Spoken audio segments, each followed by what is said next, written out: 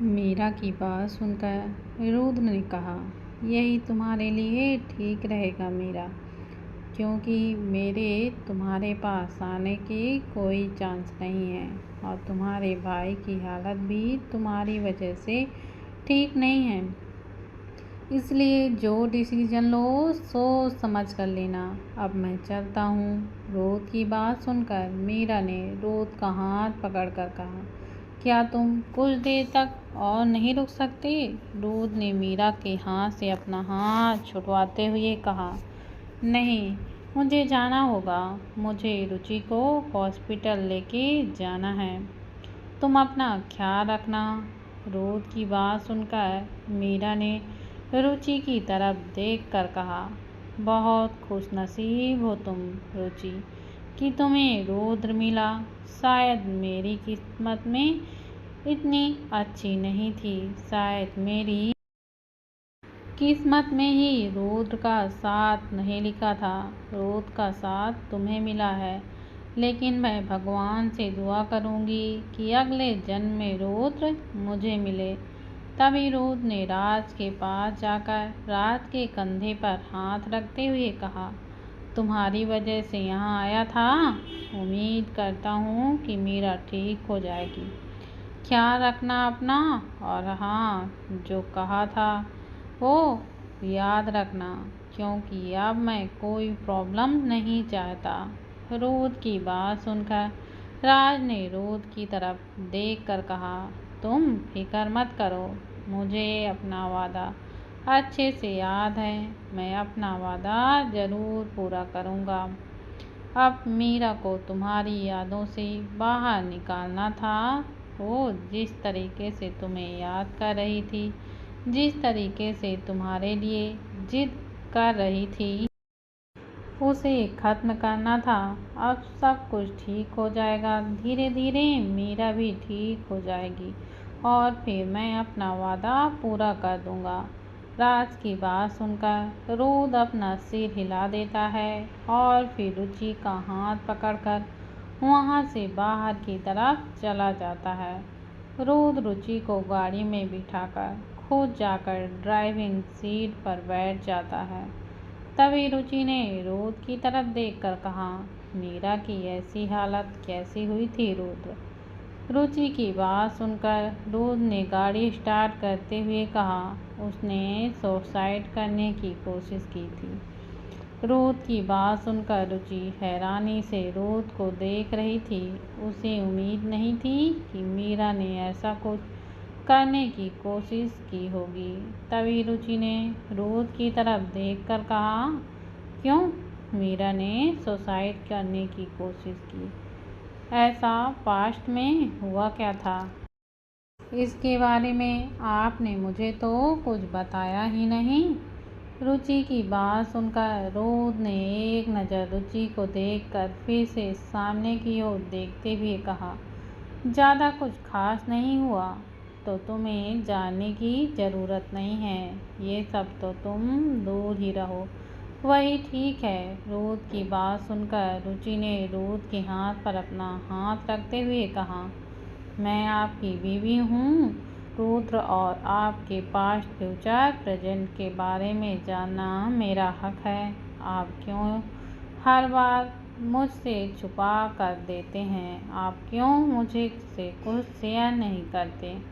Please बताइए ना, क्या हुआ था? मुझे सब कुछ जानना है आपके बारे में। रुचि की बात सुनकर रुद्र ने रुचि का हाथ अपने हाथों में पकड़ते हुए कहा, पहले हम तुम्हारा डॉक्टर से चेकअप करा लें, फिर घर जाकर मैं तुम्हें आराम से बैठकर सब बताऊंगा। फ़िलहाल हम हॉस्पिटल जा रहे हैं, तो अभी ये सब बातें ज़रूरी नहीं हैं। रुद्र की बात सुनकर रुचि ने कुछ नहीं कहा। वो बस चुपचाप सामने देखने लगती है। लगभग 2 घंटे बाद वो लोग ओबरॉय पैलेस पहुंच चुके थे। रुचि काफ़ी ज़्यादा थक गई थी, इसलिए वो गाड़ी में ही बैठे सो गई थी। रुद्र उसे गोद में उठाकर रूम में ले जाता है। तभी उसे हॉल में प्रथम और बाकी लोग भी मिल जाते हैं। प्रथम ने रुद्र की तरफ देख कर कहा, तुम रुचि को लेकर कहाँ गए थे रुद्र? प्रथम की बात सुनकर रुद्र ने एक नज़र रुचि को देख कर कहा, राज आया था यहाँ तो हम उनके साथ ही गए थे मीरा से मिलने के लिए। रुद्र की बात सुनकर प्रथम को गुस्सा आने लगता है। प्रथम ने गुस्से में रुद्र को घूरते हुए कहा, तुम्हारा दिमाग खराब है क्या? तुम्हें पता है ना मीरा की दिमाग की हालत कैसी है, फिर भी तुम रुचि को उसके पास लेकर गए। प्रथम के इस तरह चिल्लाने पर रुद्र ने प्रथम को अपनी आंखें दिखाते हुए कहा, अपनी आवाज़ थोड़ी नीचे रखो। मेरी बीवी सो रही है और मैं बिल्कुल भी नहीं चाहता कि उसकी नींद खराब हो।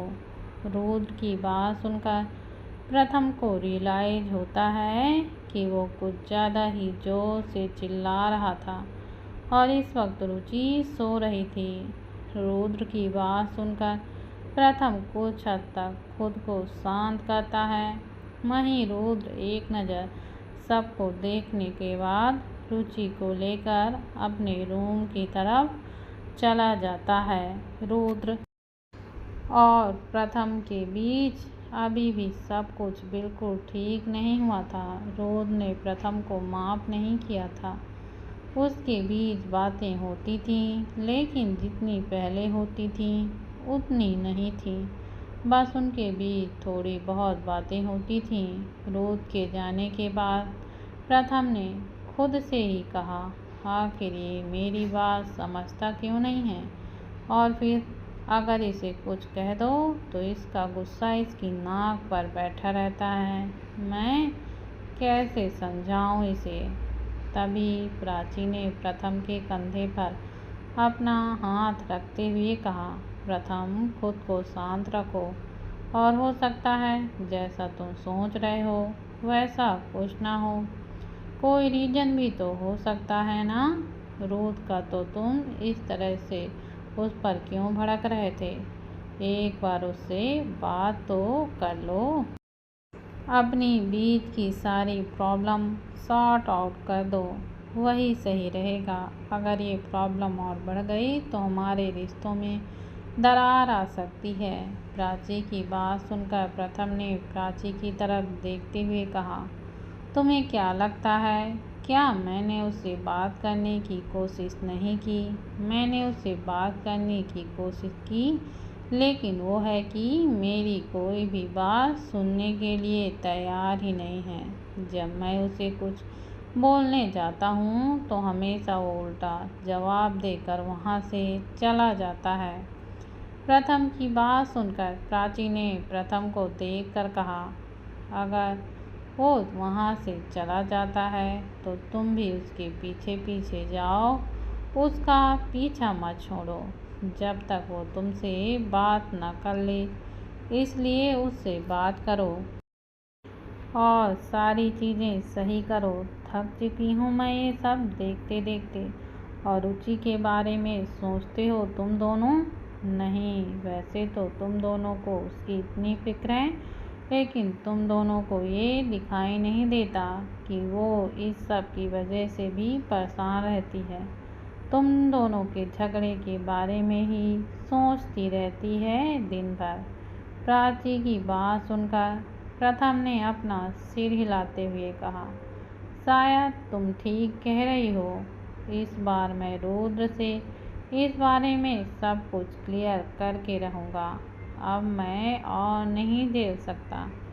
मैं भी थक चुका हूँ इस सब से, उसकी नाराज़गी से। मानता हूँ मैंने गलती की है, लेकिन मेरी गलती की इतनी बड़ी सज़ा मुझे क्यों दे रहा है? मुझे उससे जवाब चाहिए। इतना बोलकर प्रथम भी वहाँ से चला जाता है। उन दोनों को देखकर प्राची एक गहरी सांस लेती है और वो भी वहाँ से अपने रूम की तरफ चली जाती है। वहीं रुद्र के रूम में रुद्र रुचि को ले जाकर अच्छे से बेड पर लेटा देता है और उसके फोरहेड पर किस करके वहाँ से वॉशरूम में चला जाता है। थोड़ी देर बाद जब रुद्र वॉशरूम से बाहर आता है तो देखता है कि रुचि उठ चुकी थी। रुचि को उठते देख रुद्र ने रुचि के पास जाकर प्यार से कहा, अब कैसा लग रहा है? अच्छा फील कर रही हो या अभी भी थकान महसूस हो रही है?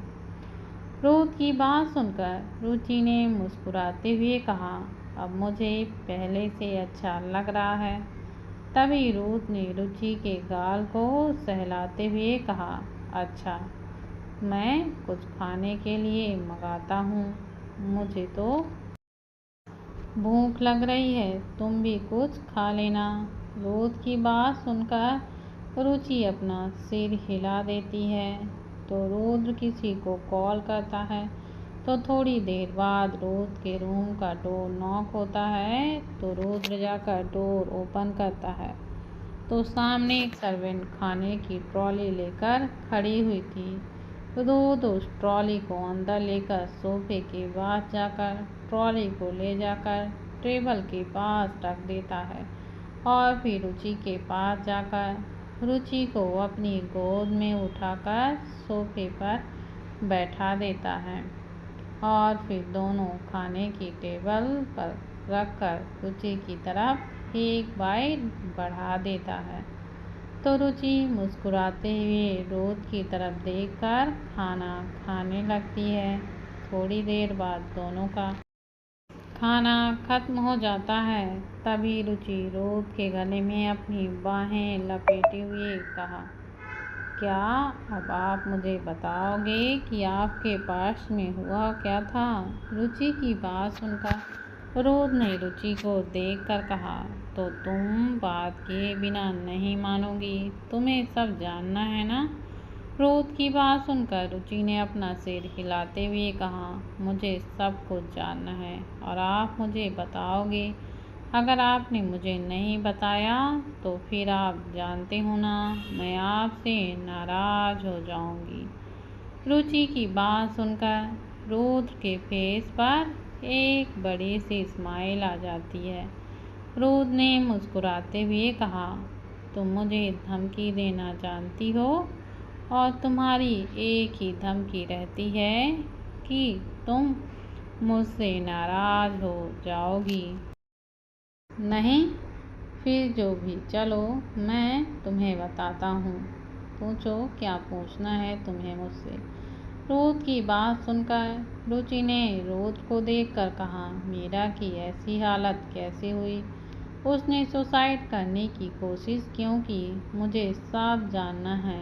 रुचि की बात सुनकर रुद्र ने रुचि को एक नज़र देखने के बाद कहा, मीरा मुझसे प्यार करती थी।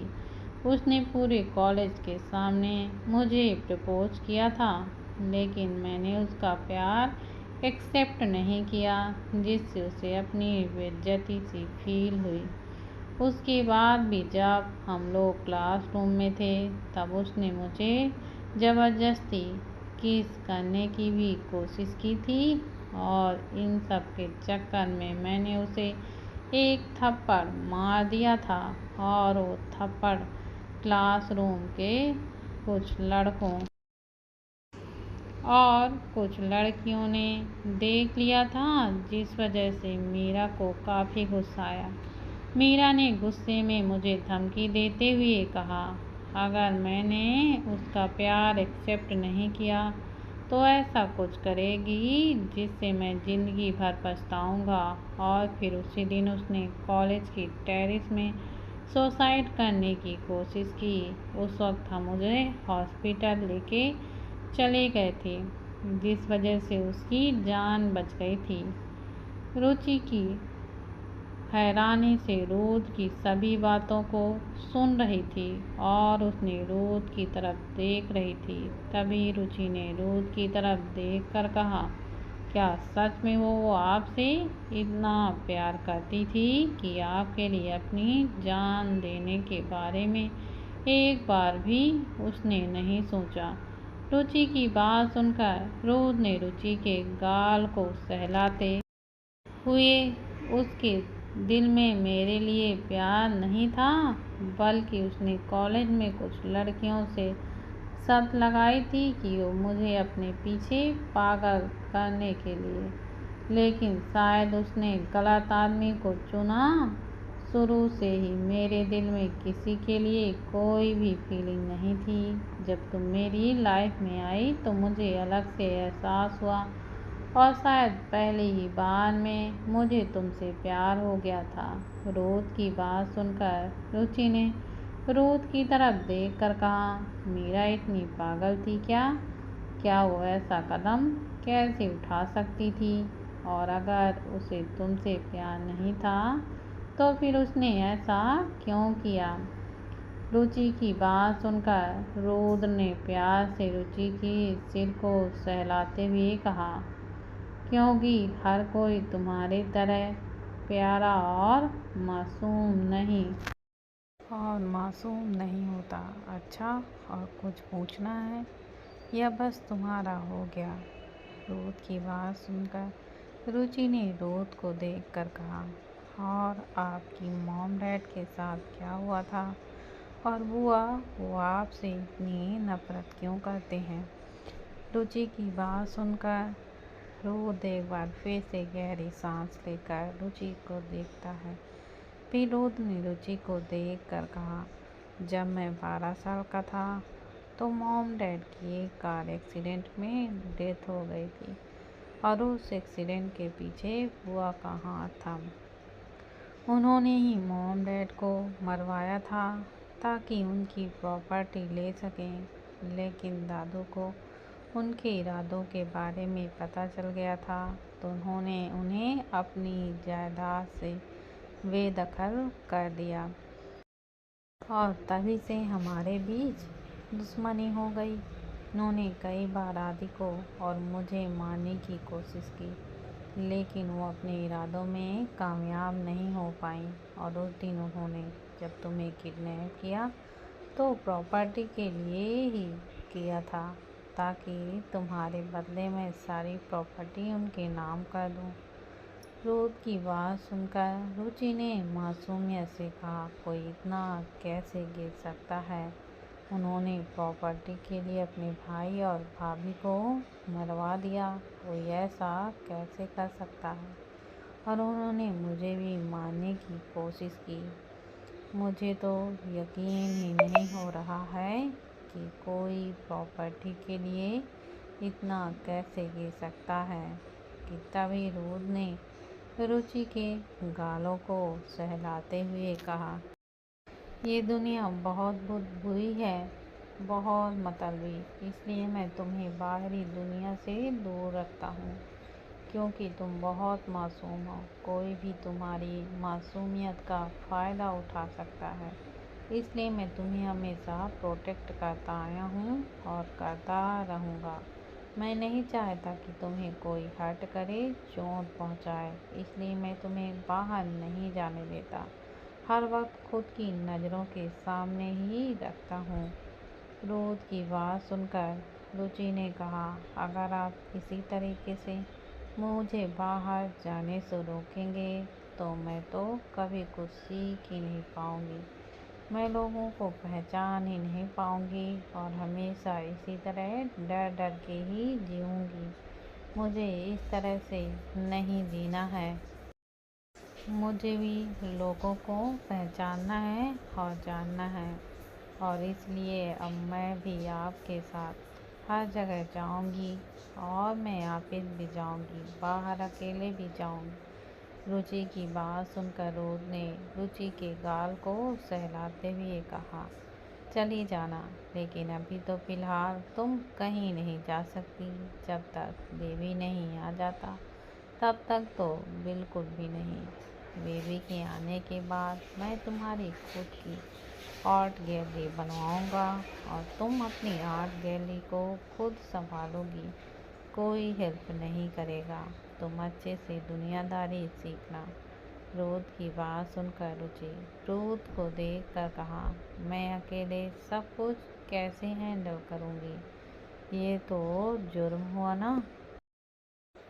रुचि की बात सुनकर रोद ने रुचि को देख कर कहा, क्यों? तुम ही तो चाहती थी कि तुम्हें सब कुछ अकेला सीखना है हैंडल करना है तो फिर अपनी आर्ट गैलरी संभालना अच्छा। अब आर्ट गैलरी बाद में संभालेंगे, पहले चलो हम नीचे चलते हैं। तभी रुचि ने रोद का हाथ पकड़कर कहा, मुझे आपसे कुछ पूछना है।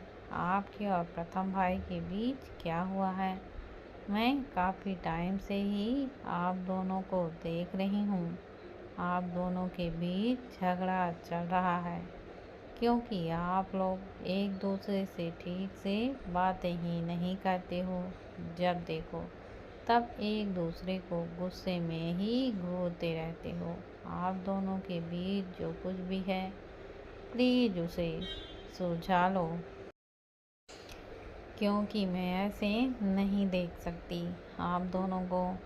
रुचि की बात सुनकर क्रोध ने रुचि को देखकर कहा, ठीक है, हमारे बीच जो है हम उसे सुलझा लेंगे, तुम फिक्र मत करो। फिलहाल हम बाहर चलते हैं। तो चलो। रोद रुचि को लेकर नीचे हॉल में पहुंच जाता है।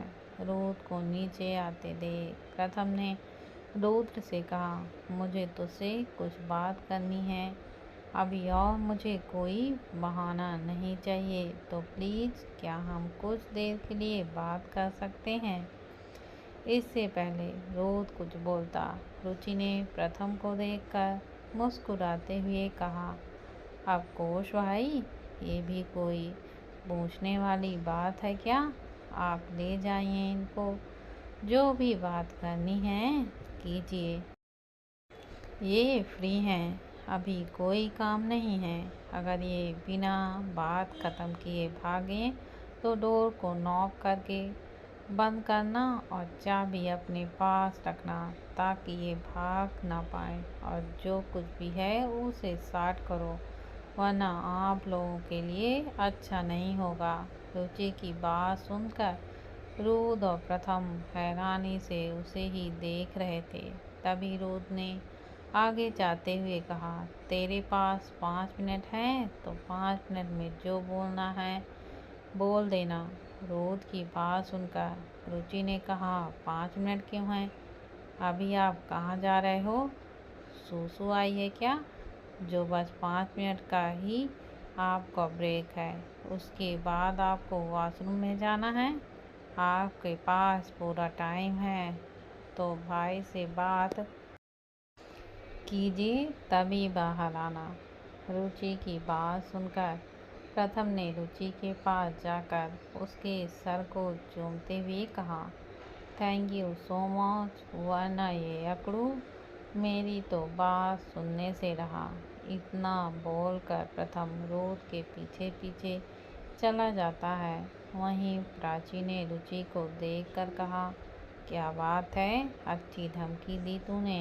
अब बस दोनों के बीच की प्रॉब्लम सॉल्व हो जाए, वरना इन दोनों का मुंह देख देख कर मेरा सर दर्द करने लगा है। जब देखो तब एक दूसरे को देखकर मुंह लटकाए ही रहते हैं। प्राची की बात सुनकर रुचि ने प्राची को देखकर कहा, तो टेंशन मत ले, इस बार इनका सब सॉल्व हो जाना है। अगर ना हुआ ना तो मैं अच्छे से सॉल्व करवाऊंगी। फिलहाल चल अपन एंजॉय करते हैं। वैसे ये बता, युक्ति भाभी को कब डिस्चार्ज मिल रहा है? बेबी घर कब आ रहा है? रुचि की बात सुनकर प्राची ने रुचि की ओर देखकर कहा, युक्ति को कल डिस्चार्ज मिल जाएगा और युक्ति यहाँ नहीं आएगी, वो किरण आंटी के साथ जाएगी, क्योंकि बेबी अभी बहुत छोटा है, तो उसे और युक्ति की देखभाल की ज़रूरत है, इसलिए आंटी उसे अपने साथ लेकर जा रहे हैं। प्राची की बात सुनकर रुचि ने मासूमियत से कहा, तो फिर मैं बेबी से कैसे मिलूँगी? रुचि, मैं उसे कैसे खिलाऊंगी? मुझे वही मिलने जाना पड़ेगा। पता नहीं वो खड़ूस मुझे बेबी के पास लेकर भी जाएगा या फिर नहीं।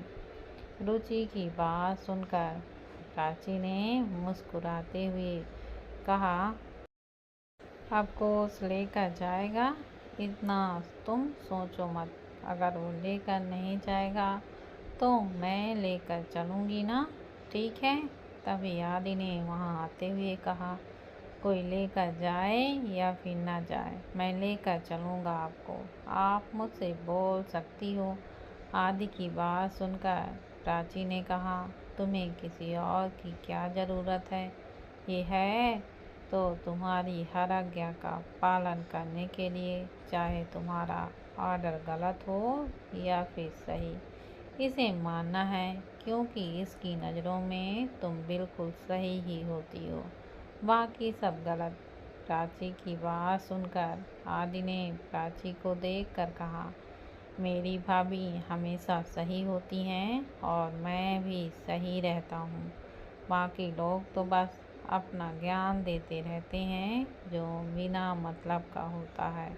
आदि की बात सुनकर प्राची अपना सिर हिलाकर वहाँ से किचन की तरफ चली जाती है। वहीं दूसरी तरफ स्टडी रूम में रोज चेयर पर बैठा हुआ था और प्रथम उसे घूर रहा था। तभी रोज ने अपनी चुप्पी तोड़ते हुए कहा, तूने मुझे यहाँ घूरने के लिए बुलाया है या कुछ बोलेगा भी? रोज की बात सुनकर प्रथम ने रोज को देखकर कहा, ये सब कब तक चलने वाला है?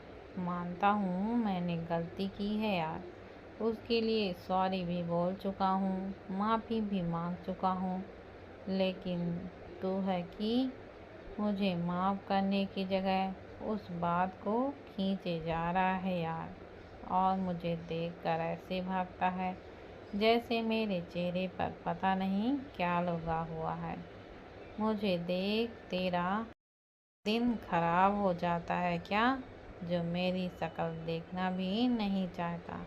अगर तुझे मुझसे प्रॉब्लम है तो बता दे यार, मैं प्राची को लेकर यहाँ से चला जाऊँगा। प्रथम की बात सुनकर रोज ने प्रथम को घूरते हुए कहा, तूने मुझे ये फालतू की बकवास करने के लिए यहाँ बुलाया है या कुछ काम की बात करेगा? रोज की बात सुनकर प्रथम ने रोज को देखकर कहा, ये फालतू की बकवास नहीं है रोज, पिछले 6 महीने से मैं देख रहा हूँ तुम मुझसे ठीक से बात ही नहीं करता है। मानता हूँ उस टाइम मुझसे गलती हुई थी, मैंने जो बोला नहीं बोलना चाहिए था। मुझे पता है कि तू रुचि से प्यार करता है, लेकिन मैंने वो सब बोलकर तेरे प्यार पर उंगली उठाई, लेकिन उस वक्त मेरे दिमाग में जो आया मैंने बोल दिया। उस वक्त मेरा दिमाग खराब था, मुझे बहुत गुस्सा आ रहा था, तो मैं खुद को कंट्रोल ही नहीं कर पाया, लेकिन उस बात के लिए मैं तुझसे 1000 बार माफ़ी मांग चुका हूँ, लेकिन तुम हर बार मुझे इग्नोर करते हो। मुझे पता है कि तुम ऐसा क्यों कर रहे हो। मुझे ऐसा फील होता है कि जैसे तुम्हें मुझसे प्रॉब्लम है। अगर है तो मैं प्राची को लेकर यहाँ से चला जाऊँगा। प्रथम की बात सुनकर रोद ने प्रथम की आंखों में देखकर कहा, अगर दोबारा ये बकवास की ना तो तुम्हारा मुंह होगा और मेरा पंख, फिर सोच लेना तुम्हारे कितने दांत टूटेंगे। इसलिए फालतू की बकवास बंद करो। आई एम सॉरी, मैं भी कुछ ज़्यादा ओवर रिएक्ट कर गया। इतने टाइम से तुझे इग्नोर कर रहा हूँ, लेकिन तूने जो बोला था ना वो मुझे सच में हर्ट कर गया था। आज के बाद तूने कभी भी मेरे प्यार को लेकर एक शब्द भी कहा ना तो मुझसे बुरा कोई भी नहीं होगा। इस बार तो माफ़ कर रहा हूँ, लेकिन अगली बार तो मैं तेरे दांत तोड़ दूँगा। रोद की बात सुनकर प्रथम के फेस पर स्माइल आ जाती है। प्रथम ने मुस्कुराते हुए कहा, इसी बार तो माफ़ मांगी रहा हूँ, अगली बार से कभी ऐसी गलती नहीं करूँगा। मुझे पता है कि मैंने कितनी बड़ी गलती की है। एक बार सज़ा मिल चुकी है ना तो दोबारा नहीं। चाहता मैं ऐसी सज़ा, इसलिए सॉरी कह रहा हूँ। आगे से ऐसा कुछ नहीं होगा। इतना बोलकर प्रथम जाकर रुद्र के गले लग जाता है। प्रथम ने रुद्र के गले लगे हुए कहा, तुझे पता है कितना मिस किया है मैंने तुझे इन 6 महीने में, लेकिन तू है कि समझता ही नहीं है।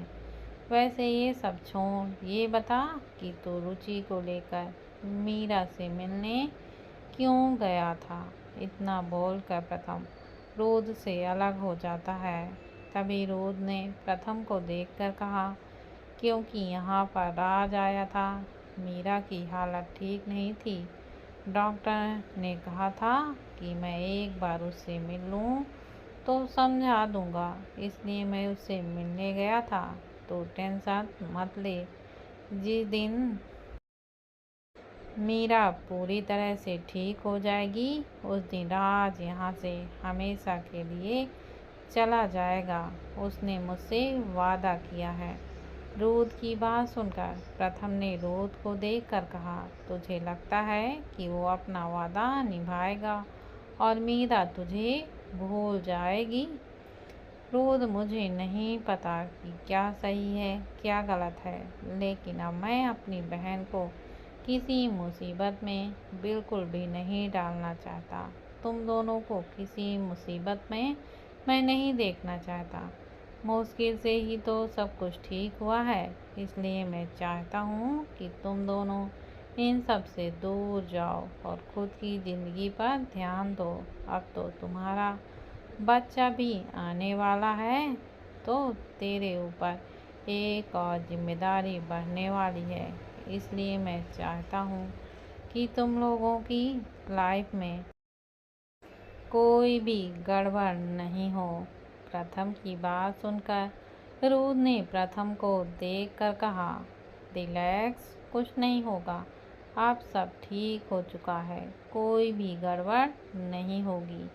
अगर होगी तो हम सब संभाल लेंगे और मीरा की टेंशन मत ले, उसका हमारी ज़िंदगी में कोई असर नहीं होने वाला। मैंने रुचि को उसके बारे में सब कुछ बता दिया है, तो मुझे कोई टेंशन नहीं है और आज की भी शायद गलतफहमी दूर ही हो जाएगी। मीरा खुद उसे सब बता देगी, तो उसके दिल में भी हमारे लिए कोई नफरत ही नहीं रहेगी और वहाँ तो उसके दिल में फिर वो यहाँ से चला जाएगा। इसी तरह बातें करते हुए रुद्र और प्रथम के साथ स्टडी रूम से बाहर आ जाता है। अब दोनों के बीच सब कुछ ठीक हो चुका था। दोनों की बीच की नाराज़गी ख़त्म हो चुकी थी। उन दोनों को देखकर रुचि के फेस पर भी स्माइल आ जाती है। धीरे धीरे दिन गुजर रहे थे और इसी तरीके से 2 महीने भी निकल गए थे। आज रुचि को हॉस्पिटल लेकर गया था, क्योंकि आज उसकी डिलीवरी होने वाली थी। रुचि को काफ़ी दर्द हो रहा था और उसके चीखने और चिल्लाने की आवाज़ें बाहर तक रुद्र को सुनाई दे रही थी। रुद्र बाहर बेचैनी से इधर से उधर घूम रहा था। तभी प्रथम ने रुद्र के कंधे पर हाथ रखते हुए कहा, रिलैक्स, कुछ नहीं होगा, सब ठीक ही होगा, इतनी टेंशन लेने की ज़रूरत नहीं है। प्रथम की बात सुनकर रुद्र अपना सिर हिला देता है। थोड़ी देर बाद रुचि के चीखने की आवाज़ें बंद हो जाती हैं। तभी डॉक्टर बाहर आते हैं। डॉक्टर को देखकर रुद्र डॉक्टर के पास जाकर कहता है, डॉक्टर, मेरी बीबी कैसी है, वो ठीक तो है ना। रुद्र की बात सुनकर डॉक्टर ने रुद्र को देखकर मुस्कुराते हुए कहा, आप पहले आदमी हैं जो अपने बच्चे के बारे में न पूछकर अपनी बीबी के बारे में पूछ रहे हैं।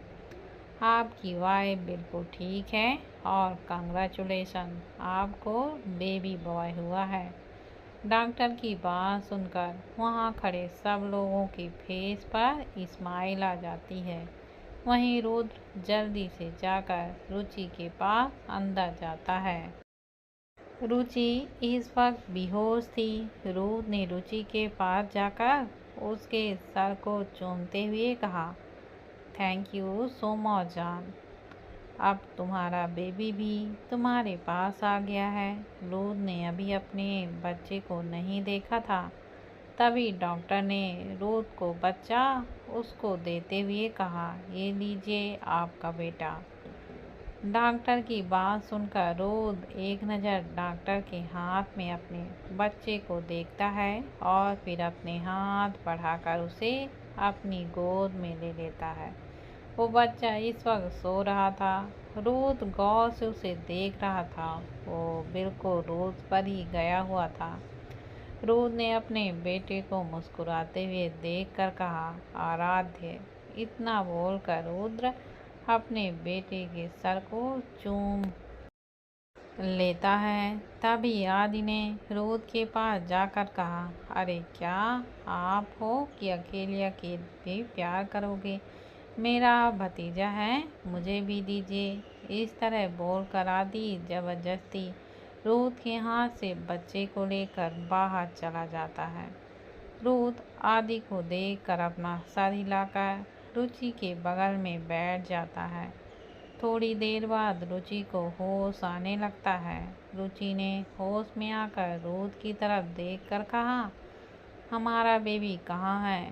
रुचि की बात सुनकर रुद्र ने कहा, आदि उसे बाहर लेकर गया है क्योंकि उसके पास अब अपनी टीम बनानी है। रुद्र की बात सुनकर रुचि मुस्कुरा देती है। थोड़ी देर बाद आदि ने बच्चे को लाकर रुचि के बगल में लेटाते हुए कहा, ये लो भाभी, इसे फीड करा दो, ये रो रहा है, लगता है इसे भूख आई है। आदि की बात सुनकर रुचि अपना सिर हिला देती है तो आदि वहाँ से बाहर की ओर चला जाता है। आदि के बाहर जाने के बाद रुद्र जाकर डोर को अंदर से लॉक कर देता है और रुचि के पास जाकर बैठ जाता। रुद्र के डोर लॉक करने पर रुचि ने रुद्र को देखकर कहा, आपने डोर क्यों लॉक किया है? रुचि की बात सुनकर रुद्र ने कहा, क्योंकि तुम बच्चे को फीड कराने वाली हो, तो क्या चाहती हो कि कोई भी अंदर आ जाए? रुद्र की बात सुनकर रुचि ने कहा, सॉरी, मैं तो भूल गई थी। तभी रुद्र रुचि को बेबी को फीड करवाने में हेल्प करता है। दूध पीने के बाद बच्चा एक बार फिर से सो गया था। तभी रुद्र ने रुचि को देखकर कहा, तुम भी आराम करो, मैं इसे कैंट में सुला देता है। रुद्र की बात पर रुचि अपना सिर हिला देती है तो रुद्र बच्चे को उठाकर क्रेटल में सुला देता है। तभी रुचि ने रुद्र को देखकर कहा, मुझे यहाँ कितने दिन और रुकना पड़ेगा? रुचि की बात सुनकर रुद्र ने कहा, तुम्हें कल डिस्चार्ज मिल जाएगा, हम कल घर चलेंगे। रुद्र की बात सुनकर रुचि अपना सिर हिला देती है और फिर अपनी आंखें बंद करके लेट जाती है। वहीं रुद्र रुचि के सर को सहलाने लगता है। अगली सुबह रुद्र रुचि को लेकर ओबरॉय पैलेस के बाहर खड़ा हुआ था। शिल्पी जी ने रुचि और उसके नन्हे मेहमान का स्वागत किया था। घर में इस वक्त काफ़ी खुशी का माहौल था। दादाजी तो बहुत खुश थे अपने परपोते को देखकर। रुद्र रुचि को लेकर अपने रूम में चला जाता है और उसने रुचि को बेड पर लिटाते हुए कहा, तुम अभी आराम करो, अगर कुछ चाहिए होगा तो मुझे आवाज़ दे देना। रुद्र की बात सुनकर रुचि अपना सिर हिला देती है तो रुद्र वहीं अपने रूम में बने स्टडी में चला जाता है। धीरे धीरे ऐसे ही दिन गुजर रहे थे और ऐसे ही 6 महीने निकल गए थे। रुचि का बेबी 6 महीने का हो गया था। उन दोनों ने अपने बच्चे का नाम आराध्य रखा था। रात के वक्त प्राची के रूम में प्राची बेड पर बैठी कुछ सोच ही रही थी। उसी वक्त रूम का डोर ओपन होता है और प्रथम अंदर आता है। प्राची को इस तरह देखकर प्रथम ने प्राची के पास जाकर कहा, क्या हुआ? तुम ठीक तो हो ना? कहाँ खोई हुई हो? प्रथम की बात सुनकर प्राची ने अपनी नज़रों को उठाकर प्रथम की ओर देखते हुए कहा, प्रथम, क्या हम एक बार डॉक्टर से चेकअप करवा लें? प्राची की बात सुनकर प्रथम को समझ नहीं आया कि प्राची क्या कह रही है। प्रथम ने प्राची को देखकर कहा, किसका चेकअप करवाना है? प्रथम की बात सुनकर प्राची ने प्रथम के हाथ पर अपना हाथ रखते हुए कहा, प्रथम, हम इतने टाइम से ट्राई कर रहे हैं लेकिन हमें बेबी कंसीव नहीं कर पा रहे हैं। मुझे लग रहा है मुझ में ही कुछ कमी है। क्या हम एक बार डॉक्टर को नहीं दिखा सकते हैं? मुझे भी मेरा बच्चा चाहिए। अगर मैं तुम्हें बच्चा नहीं दे पाई तो क्या तुम मुझे छोड़ दोगे? प्राची की बात सुनकर प्रथम ने प्राची को गुस्से में घूरते हुए कहा, क्या बकवास कर रही हो तुम? आज तुमने भांग खा रखी क्या? दिमाग ठिकाने पर नहीं है क्या तुम्हारा? तभी प्रथम ने प्राची के चेहरे को थामते हुए कहा, एक बात बताऊं, मैंने तुमसे इसलिए शादी की थी क्योंकि मैं तुमसे प्यार करता हूँ। इसलिए शादी नहीं की कि तुम मुझे बच्चा दे सकती हो या फिर नहीं। अगर बच्चा नहीं भी होता तब भी मुझे कोई भी फर्क नहीं पड़ता। हम अडॉप्ट कर लेंगे, ओके? तो ज़्यादा सोचने की बिल्कुल भी ज़रूरत नहीं है। और अगर तुम्हें लगता है कि हमें एक बार डॉक्टर को दिखाना चाहिए तो हम कल ही डॉक्टर के पास चलेंगे। लेकिन मैं 100% श्योर हूँ कि तुम में कोई भी कमी नहीं है। आज नहीं तो कल हम बेबी कंसीव कर ही लेंगे। प्रथम की बात सुनकर प्राची ने कहा, लेकिन प्रथम, इतने टाइम से तो हम ट्राई कर रहे हैं, कुछ भी नहीं हुआ है, तो एक बार डॉक्टर को दिखा ही लेते हैं। तब अब तो नवी भाभी और दिया का भी बेबी आने वाला है, लेकिन हमारा बेबी कब आएगा? प्राची की बात सुनकर प्रथम ने प्राची के सिर को चूमते हुए कहा, हमारा बेबी भी जल्दी आ जाएगा। इतना तुम्हें सोचने की ज़रूरत नहीं है। सब ठीक होगा, ओके? अगर तुम कहो तो हम आज फिर से ट्राई कर सकते हैं। प्रथम की बात सुनकर प्राची ने प्रथम को देखकर कहा, प्रथम, मैं सीरियसली बात कर रही हूँ, तुम मेरे साथ मजाक कर रहे हो? प्राची की बात सुनकर प्रथम ने प्राची को देखकर कहा, अरे यार, मजाक कहाँ कर रहा हूँ, मैं भी तो सीरियसली ही बोल रहा हूँ। अब हम ट्राई नहीं करेंगे तो बेबी क्या आसमान से आएगा? नहीं ना। उसके लिए हमें एक प्रोसेस करनी पड़ेगी, तो हम उसे करते हैं पहले, फिर हम कुछ सोचेंगे, ठीक है? और वैसे भी हम कल डॉक्टर के पास चलेंगे, सो जस्ट चिल।